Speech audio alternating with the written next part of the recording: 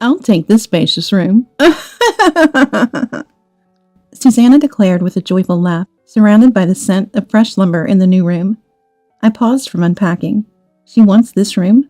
What on earth is Susanna talking about? I'm taking the corner room over here. When even Clayton starts saying things like that, I became completely lost. Cross me, and you're on your own with caregiving. Clayton declared, smirking and laughing mockingly at me. But my mind was still in turmoil. Wait, whose house are we talking about? Feeling out of sync with Clayton and his wife, I asked that question. Huh? The two of them looked bewildered, and I finally understood the situation. I see. That's what this is about. This could be a good opportunity to teach Clayton and his wife, who have been taking advantage of me for so long, a lesson. I must not miss this chance. I was the only one feeling a fighting spirit. My name is Mary. I'm turning 65 this year. My husband passed away from pancreatic cancer 5 years ago. By the time the cancer was discovered, it was too late, and he passed away a few months later. The suddenness of it all left me unable to keep up emotionally, and for a while, I lived like a shell of a person, merely eating, going to the bathroom, and showering to end each day. Lately, my legs have been getting weaker, and living alone has become a bit of a struggle. It was my eldest son, Clayton, who breathed life into my wilted existence. That year, Clayton was going to get married to my daughter-in-law, Susanna, and, "We want to live with you," he said to me. I was surprised when Clayton suddenly brought up the idea of living together. Until now, Clayton had been living in a company house provided by the local bank he works for. I thought it was natural for two people to set up a new home when they got married. But contrary to my expectations, Clayton and his wife wanted to live with me. I had not yet met Susanna and didn't know what kind of person she was. But for me, who had lost the love of my life and felt a hole in my heart, Clayton's offer to live together felt like a consolation from God. "Of course, we'll contribute financially to the household." "Oh, I'm fine with it." Seeing me nod without hesitation, Clayton smiled contentedly. "Got it. Then I'll bring Susanna over next week. Looking forward to it." With those words, Clayton left. Clayton could be a bit rough around the edges, but I figured it was just a rebellious phase in front of his own parent. To me, he was still my dear child. I felt as though my lonely life had suddenly brightened up. A week later, as promised, Clayton and his wife came to our house. Excuse us for intruding. Despite it being our first meeting, I was surprised by Susanna's loud footsteps as she entered. She was supposed to be 30, the same age as Clayton, but she wore a skirt shorter than knee length and had pink dyed hair. Her nails were also very flashy. "Nice to meet you. You're Susanna, right?" "Yeah, that's me. But what's with this house? It's kind of old and cramped." I was taken aback when, upon entering, she immediately started criticizing my house without proper greetings. "Right, but it's better than nothing, so just bear with it." Yeah. "We want to live with you." Clayton, too, had changed completely from what he said a week ago, and his casual manner of speaking now had me utterly confused. However, since we were going to start living together with Clayton and his wife, I didn't want to start off on the wrong foot, so I had them sit down and serve them coffee. "Do you work, Susanna?" "Work? As if I'd bother with something that troublesome." "I see. So, Mary, do you work?" "No, I'm a housewife." "Wow, so you're living off your late husband's pension? Must be nice." "Living the easy life, aren't you?" Despite being in the same position as a housewife. Must be nice. I couldn't believe Susanna was mocking me with a sarcastic tone. I do receive a widow's pension, but that's the extent of my income. Far from living a luxurious life, I'm barely managing to get by every day. The idea of living an easy life is nothing but a distant dream. Anyway, Susanna, how about we divide up the household chores? Since we're both housewives, maybe we can split them evenly. I wanted to change the subject, so I suggested this to Susanna. Living together means supporting each other in our daily lives. I assumed that since Clayton would be working, and contributing financially, Susanna would help with the household chores. However, Susanna clearly frowned at my suggestion. What? Share chores? No way. Mary, you should do all of that. I don't know anything about this house. Besides, I'm busy hanging out with friends. Susanna bluntly stated this, her sharp gaze as if pushing all responsibilities onto me. Then, could you help out whenever you can, please? Unable to make a strong request to Susanna, whom I just met today, the conversation about household chores ended with me resigning to take on the tasks. Susanna smiled smugly, as if she had won. I was disheartened, dreading the upcoming life with them. The cohabitation with the three of us was far from the life I had envisioned with my daughter-in-law. First, Clayton, "I'm busy with work," would say, and not come home until late at night. Susanna, true to her initial declaration, did not do any household chores. I thought she could at least manage to take out the trash, but she seemed to have trouble waking up in the morning and couldn't manage to get it out on time. I reluctantly ended up doing all the household chores for the three of us. Before moving in together, I felt saved, thinking that the loneliness of not having my husband around would be filled, but I regretted it, thinking that being alone might have been easier. Susanna not only avoided household chores, but also spent her days hanging out outside. Given their flashy appearance, I had suspected they might be troublemakers, but to think they were out causing mischief every day, that was indeed a good position? Not at all. Whenever Susanna came home, she always carried shopping bags from well-known brands.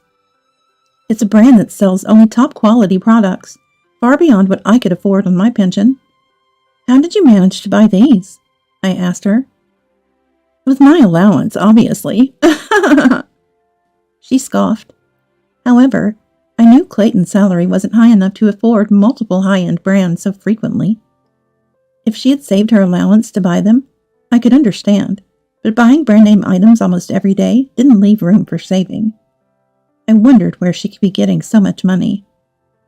And there was another unexpected event for me. It was that Clayton wasn't contributing financially to the household. About a month after we started living together, I checked with the bank, thinking Clayton might have transferred money from his salary account to our household account by now. But there was no money from Clayton. Before we started living together, Clayton had said, "I'll contribute financially to the household." I remember him saying something along those lines. Well, it's only the first month. Maybe he's just late or forgot. With that thought, I didn't dwell on it and went home. But as 2 months, then 3 months passed, Clayton still hadn't contributed financially. Eventually, I decided I had to tell Clayton that we couldn't cover the expenses for 3 people on my pension alone. "Could you please contribute a little to the household expenses? We're running short on money for groceries." "Oh, sorry, I forgot. I'll start contributing next month." Hearing I forgot, I felt relieved and believed he would start contributing the following month. However, Clayton's words turned out to be just an excuse, like something you'd say to placate a child, and he never actually transferred any money. I asked Clayton repeatedly, but he often came home drunk and seemed to forget what I had told him. Or maybe he was pretending to forget. Either way, once I realized Clayton wouldn't contribute, I had no choice but to start working part-time. I found a job at a local flower shop. Working again, after a long time, was enjoyable, but the long hours were tough on my body, now over 60 years old. Despite the pressure of having to earn enough for 3 people weighing heavily on me, I pushed through. I worked 6 to 8 hours a day, almost like a full-time job, and then I'd come home to prepare dinner for the 3 of us. Susanna, as ever, showed no signs of helping out with the housework, even after I started working. Instead, she would throw tantrums over the meals I made. "What is this? It's disgusting. I wanted stew. Make it again." Like a small child flipping her plate and demanding. This wasn't a one-time occurrence. Time and again, she'd find fault with my cooking to suit her mood. I was filled with anger and sadness, but realized arguing with the unreasonable Susanna was futile, so I silently remade the meals. I longed to escape this slave-like existence. This can't go on like this. My instincts screamed that this couldn't go on. Desperate for a diversion, I asked the flower shop manager, "Can you think of any hobbies I could do at home?" I asked her. The manager, Rachel, was a beautiful woman in her 40s who looked like she must have been stunning in her 20s. She was a perfect fit for the flower shop. "How about trying your hand at crafting? You can use the flowers that are going to be thrown away if you'd like." Encouraged by Rachel, I started making accessories with flowers. I enjoyed crafting immensely. Being naturally dexterous, I quickly got the hang of it and made pieces that could stand up to those sold in stores. Rachel, knowledgeable as she was, even showed me a website where I could sell my handmade creations. I listed my accessories on the sales website as a mere hobby. But within a week, orders started rolling in, and I began earning an income from my crafts. Delighted by the joy of earning from my hobby, I devoted all my free time to making more accessories.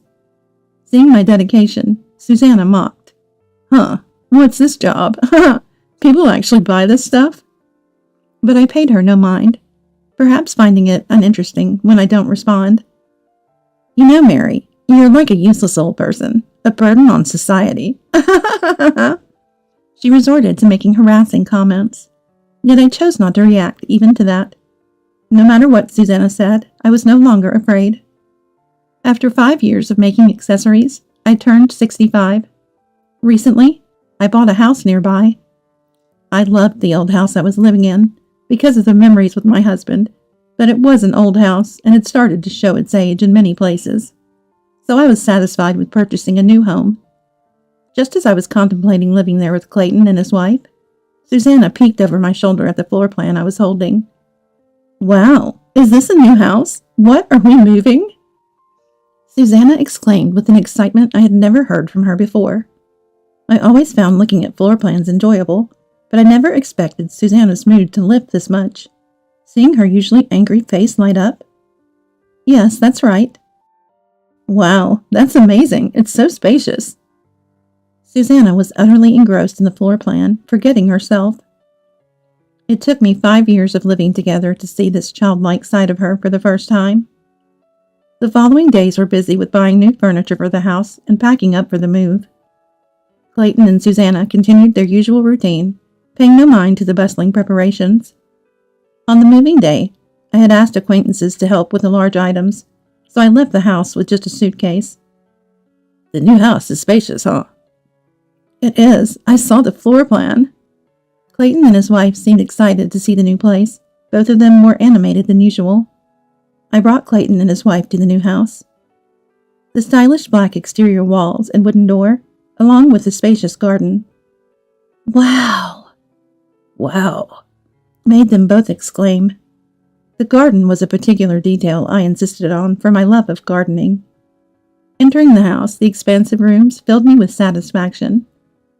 Choosing a single-story home and having handrails installed was the right decision considering my weak legs. "Incredible! It's so spacious and beautiful." "Better than I expected." As they explored the house with a sense of ownership, lighting up with excitement, I began to unpack. From this moment on, I began to feel a sense of discomfort. Eventually, after taking a look around the room, the two of them came back to where I was. "I'm taking this big room," Susanna exclaimed joyfully in the new room filled with the scent of fresh lumber. I stopped what I was doing, puzzled. "She's taking this room? What on earth is Susanna talking about?" "I'm claiming the corner room." When even Clayton joined in, I became utterly confused. "Better not to argue, or no caregiving for you," Clayton declared, smirking and laughing mockingly at me. But my mind was still in turmoil. Wait, whose house are we talking about? Feeling out of sync with Clayton and his wife, I asked that question. "Huh?" Their bewildered expressions finally made me realize the situation. I see. That's what this is about. This could be a good opportunity to teach Clayton and his wife, who have been taking advantage of me for so long, a lesson. I must not miss this chance. I felt a surge of determination. This house? I bought it for myself. I explained to Clayton and his wife, standing frozen in front of me, why I bought the house. I talked about the old house's wear and tear, my desire to end our living arrangement, and how I thought it would be more comfortable for Clayton and Susanna to live on their own without me. Ending our living arrangement? What are you talking about? Exactly. We weren't told about this. I thought we were going to live here. The two were shocked by my sudden revelation. To me, it was inconceivable how Clayton and his wife could assume the cohabitation would continue indefinitely. I had never once said they would live in this new house with me. Had it been the case, I would have certainly discussed the layout with them. The fact that they assumed they could also live here without any discussions was astonishing. I'm sorry if this wasn't communicated clearly, but I thought if I told you the details, you might insist on coming along. And since I was only packing my things, I assumed you had realized that.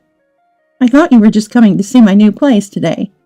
After all, Susanna, you hate everything I cook and the way I clean, right? I never imagined you'd want to continue living with me. I said this with heavy sarcasm. And Susanna was at a loss for words.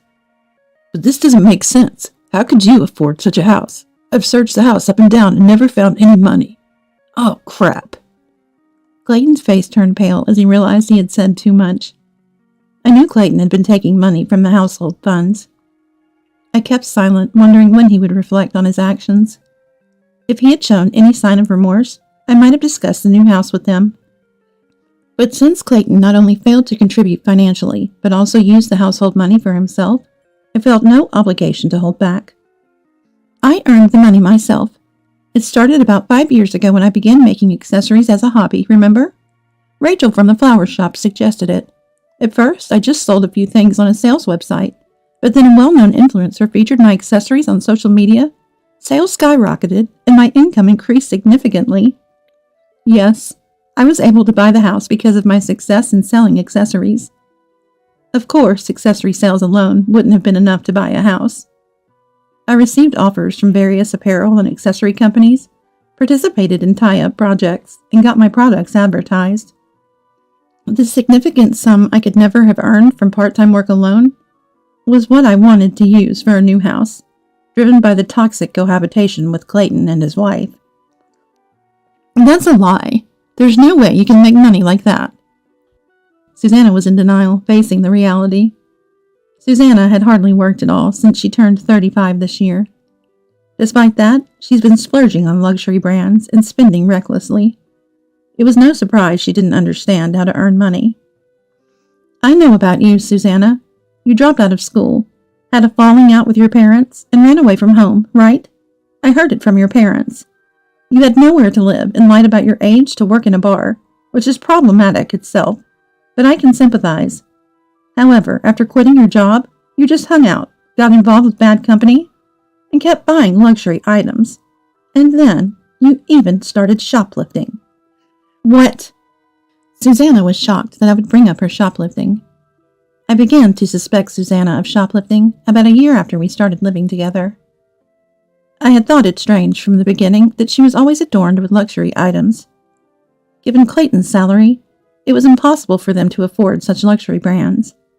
My first suspicion was shoplifting. One afternoon when Susanna went out, I followed her discreetly and, as expected, caught her shoplifting. I could have confronted her on the spot, but knowing Susanna, she would have likely talked her way out of it.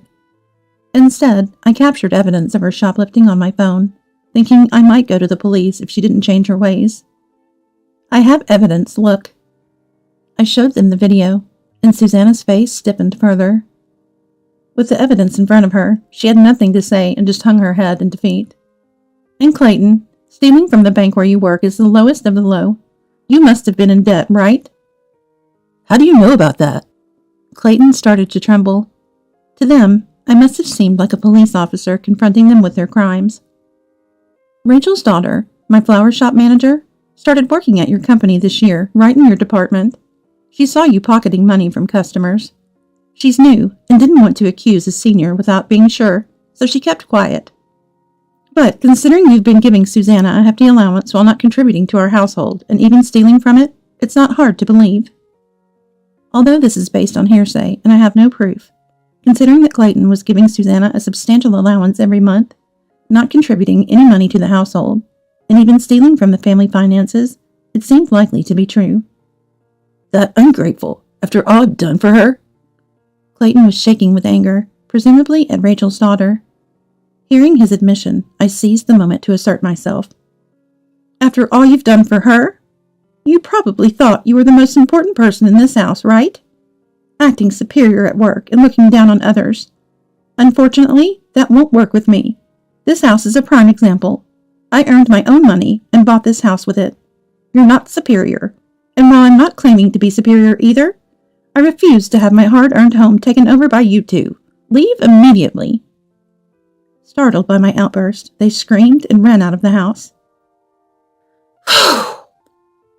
I let out a sigh of relief. From tomorrow, I won't have to see those two anymore. Just the thought lightened my heart. Later, I reported Clayton and Susanna's crimes to the police. The police quickly investigated the two of them. In fact, there was hardly any need for an investigation. Susanna's shoplifting and Clayton's theft were immediately evident upon reviewing the security camera footage. Watching my son and his wife being taken away by the police didn't stir any emotion in me. I could only wish them luck. Initially, I was touched by Clayton and his wife's offer to live together, thinking they wanted to comfort me. However, living with their reckless behavior only built up stress. In hindsight, their proposal to cohabitate was more likely motivated by a desire to have me take care of the household chores while they lived comfortably. Being rid of their sarcastic remarks and financial exploitation has left me feeling refreshed and liberated. Even if Clayton and Susanna were released by the police, they would likely be overwhelmed by the need to repay their accumulated debts. Given their inability to manage household tasks, their marriage is bound to fail. But I am determined not to offer them any assistance again. I've vowed to live a life completely separate from Clayton and his wife. While continuing my part-time job at the flower shop, I've devoted even more energy to my accessory making. When I revealed that the flowers used in my accessories came from the flower shop where I worked, an unprecedented number of customers started to visit. Responding to the demand from customers who wanted to use flowers as parts for their own accessories, we began selling flowers specifically for accessory making. Rachel suggested, "If your accessory business is doing so well, it's okay to focus solely on that." However, I declined her offer. After all, it was Rachel who introduced me to this hobby in the first place. I believe that if using the flower shop's flowers in my accessories can also benefit the shop, then that's the best outcome. Moving forward, I plan to continue balancing work and my hobby as I embark on this new chapter of my life.